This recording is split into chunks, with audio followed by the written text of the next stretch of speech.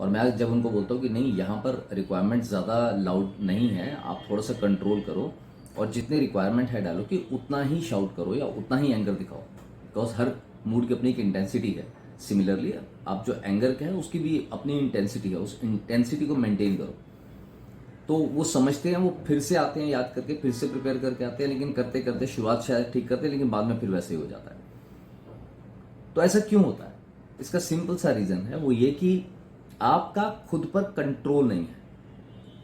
अब एक बात याद रखिए, एक्टर आप हैं, डायलॉग आप बोल रहे हैं, परफॉर्म आप कर रहे हैं, एंगर की इंटेंसिटी भी आप दिखा रहे हैं, तो आपका कंट्रोल आप पर से छूटना नहीं चाहिए। आप ही कर रहे हैं ना, तो आपका आपके ऊपर कंट्रोल होना चाहिए कि मुझे कितनी इंटेंसिटी दिखानी है, मुझे कितना डिग्री तक अपने इमोशन को लेकर जाना है। वो डिग्री की रिक्वायरमेंट आपको पता होनी चाहिए।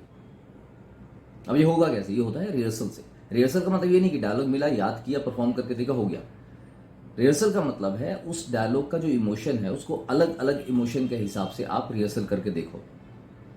आपको अगर एंग्री डायलॉग मिला है, उस एंगर की इंटेंसिटी पे यहां पर रिहर्सल करके देखो, फिर यहां पर रिहर्सल करके देखो, फिर यहां पर रिहर्सल करके देखो। और इन सारी अलग अलग डिग्री पे रिहर्सल करने के बाद आपको ये रियलाइज होगा कि हाँ, एक्चुअली मुझे जो रिक्वायरमेंट दी गई थी वो इससे मैच करती है।